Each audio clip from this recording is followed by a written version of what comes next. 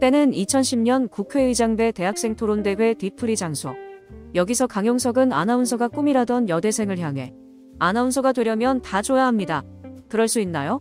라는 여성 비하 발언으로 물의를 빚었고, 이 일로 한나라당에서 추방당한 강용석은 아나운서들로부터 고소까지 당하며 촉망받던 법조인이자 정치인의 몰락이라는 평가를 받게 되었다. 그러나 강용석은 쉽게 무너지지 않았다. 여성 비하 발언으로 피소된 국회의원으로 전락하기는 했지만 강용석은 이를 역이용하며 예능에 진출하였고, 이후 다양한 방송에 출연하며 전문 방송인 뺨치는 인기를 누리기 시작했다. 그러나 잘 나가던 그의 발목을 잡은 결정적 사건이 발생하였으니 이는 파워블로거 도도맘이라 불리던 김미나와의 불륜설이었다. 명지대학교 재학 중이던 2000년 18살의 나이로 미스코리아에 출전한 김미나는 대전 충남 지역 예선에서 미스 현대자동차로 선정됐다. 당시 본선 진출에는 실패했으나 참가자들 사이에서는 미모를 인정받은 것으로 알려졌고, 이후 국가대표 스키팀 감독을 지낸 조용재와 결혼한 그녀는 행복한 도도맘이라는 블로그를 운영하면서 유명세를 얻기 시작했다. 그녀의 블로그는 주로 고급 음식점 후기나 명품 사용 소감, 해외여행담 등 고급스런 일상을 올려 인기를 모았고, 그 유명세로 김미나 역시 도도맘으로 불리우기 시작했다. 지난 2014년 폭로와 비방이 난무하는 기센 아줌마들의 싸움이 벌어졌다. 판교에 위치한 작은 가방가게 주리백에서 시작된 이 싸움은 1세대 럭셔리 블로거인 핑크맘이, 도도맘, 함여사 등이 등장하며 소위 판교대첩이라 불리기도 했는데, 이간질과 뒷담화가 난무하던 이 싸움에서 얼떨결에 튀어나온 것이 도도맘과 강용석의 불륜설이었고, 이때 등장한 것이 둘의 불륜설을 뒷받침하는 홍콩 미럴 여행 사진이었다. 그러나 JTBC 썰전에 출연한 강용석은 46의 스캔들의 주인공이 됐네요. 이건 그냥 정치적 스캔들일 뿐입니다. 그녀는 술친구 혹은 여자 사람 친구일 뿐이에요. 라며 당당한 자세로 의혹을 일축했고, 도도맘 또한 한 매체를 통해 강용석 씨가 호탕한 데다 쿨하고 매력적이긴 해요. 하지만 남자로 보면 내 스타일은 아니에요. 라며 강용석은 단순한 술친구일 뿐이라고 해명했다. 그러나 도도맘의 남편 조용재는 강경한 입장을 보였다. 당시 한 방송 인터뷰를 자청한 조용재는 정말 내 심정 같았으면 목이라도 꺾어서 죽이고 싶은 심정입니다. 집안일이 전국에 생중계되고 아이들의 얼굴까지 알려져 유학을 고민하고 있습니다. 솔직히 둘이 잤다, 안 잤다 이런 얘기 입에 올리기도 싫고 상상하고 싶지도 않습니다.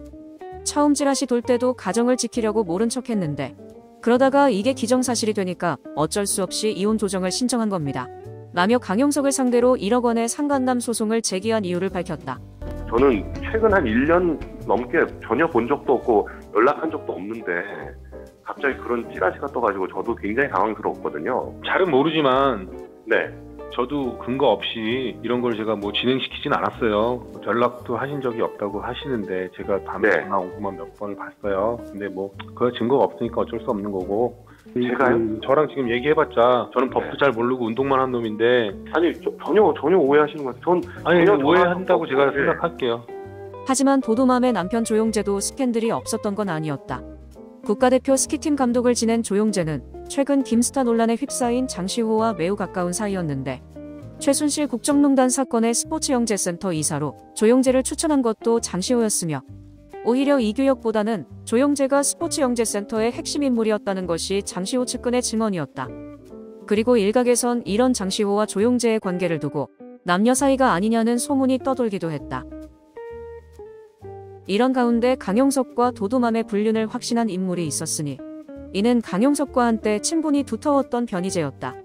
변희재는 도도맘과 단둘이 호텔에서 만난 적이 있다고 하는데, 당시 호텔에서 변희재를 마주한 도도맘은 나랑 놀 수 있는 용기 있나요? 라고 물었고, 이때 변희재는 나는 그런 용기 없습니다 라고 답했다고 한다. 이는 변희재가 자신의 유튜브에서 밝힌 내용이었는데, 이때 변희재는 강용석이 호텔에서 술 한잔 하자고 해서 나갔어. 그런데 가보니까 강용석은 없고 도도맘이 와 있는 거야. 근데 이것들이 나하고 도도맘이 호텔에서 만났다고 다음날 기자들한테 퍼뜨렸잖아. 지들 사건 물타기 하려고 강용석이 함정 판 거였거든. 강용석 저건 인간도 아니야 라며 어이없는 표정을 지었다. 이어 한 시청자로부터 그래도 도도맘 유혹에 안 넘어갔네요? 라는 질문을 받은 변희재는 유혹에 안 넘어간 게 아니라 당시 상황에서 도도맘이랑 놀 수 있는 사람이 누가 있어요. 그런데 그 말은 되게 기억에 남았어. 도도맘이 자기하고 놀 수 있냐고 물어본 거 라며 흐뭇한 미소를 지어 보였다. 그리고 도도맘의 외모가 예쁘지 않냐는 질문을 받은 변희재는 뭐 외모는 평가할 필요 없이 예쁘죠. 객관적으로 검증된 거 아닙니까? 라고 답했고, 이어 가세연의 김세희가 폭로한 내용도 언급한 변희재는 김세희가 폭로한 게 있는데 강영석이가 여러 명 앞에서 도도맘과 놀던 상황을 막 설명하고 도도맘이 자기 와이프가 안 해주는 걸 해줘서 너무 좋았다.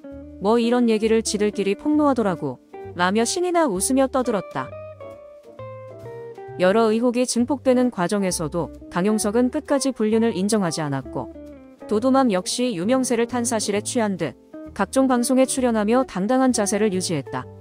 그러나 강용석 상간남 소송에서 조용재가 승소하며 법원으로부터 4천만 원의 위자료 배상 판결을 받아내었고 당시 상간남 소송 취하서를 위조한 혐의로 재판에 넘겨진 강용석은 징역 1년을 선고받고 서울구치소에 수감됐다. 하지만 멘탈갑으로 알려진 강용석은 쉽게 무너지지 않았다. 강용석은 서울구치소에서 황제 대접을 받으며 지냈다고 하는데 서울구치소가 제안한 독거실을 거부한 강용석은 일반 재소자들과 혼거실에서 생활하였고 변호사인 강용석은 같은 방 재소자들의 법률 자문은 물론이고 운동을 나갈 때면 다른 재소자들의 애로사항까지 들어주며 수감기간 내내 VIP로 군림했다. 1987년 의왕시에 문을 연 서울구치소는 이름만 서울구치소일 뿐 수도권에서 가장 열악한 시설로 유명한데 강용석이 지냈던 방은 2018년 당시 서울구치소의 로얄 스위트로 통했고 속칭 범털이라는 부유한 재소자들이 강용석 방으로 전방하려는 우스운 일이 벌어지기도 했다. 그리고 이어진 항소심에서 기어코 무죄 판결을 받아낸 강용석은 수감된 지 163일 만에 서울구치소 VIP 생활을 마감할 수 있었다. 강용석과 도도맘을 둘러싼 송사는 여기서 멈추지 않았다. 강용석은 도도맘을 부추겨 증권사 A씨를 강간치상죄로 고소하도록 종용한 일로 재판에 넘겨졌고 재판에서 강용석 측은 변호사로서 면밀히 살펴야 할 점을 살피지 못한 점, 뒤늦게 깨닫고 윤리를 제대로 지키지 못한 점, 한때 눈이 멀어 불륜에 빠진 점을 깊이 반성하고 있습니다. 라며 반성한다는 취지로 도도맘과의 불륜을 인정하였고 도도맘이 증권사 A씨로부터 오랜 기간 돈을 받았었다는 사실까지 들춰내며 자신의 선처를 호소했다. 도도맘 또한 재판에서 강용석과의 불륜 사실을 인정했다. 재판에서 도도맘은 강용석이 A씨를 강간치상죄로 고소하면 합의금으로 3억에서 5억은 받을 수 있다고 했다라며 강용석과 결별 후 A씨에 대한 허위 고소로 양심의 가책을 느꼈다고 호소하였고 결국 강용석과의 불륜을 인정한 도도맘은 더 이상 강용석과 엮이고 싶지 않다며 뜨거운 눈물을 흘렸다. 그리고 강용석의 상간남 소송에서 승소한 조용재는 강용석을 향해 다음과 같은 말을 남겼다. 재판 과정에서 아이 엄마와 강용석의 불륜 행위를 다시 떠올리며 제 손으로 그 내용을 직접 정리해야 했고 또 법정에 나가 증언해야 했습니다. 가정은 산산조각이 났고 며칠 밤을 쓰디쓴 가슴을 부여잡고 지새웠는지 모르겠습니다.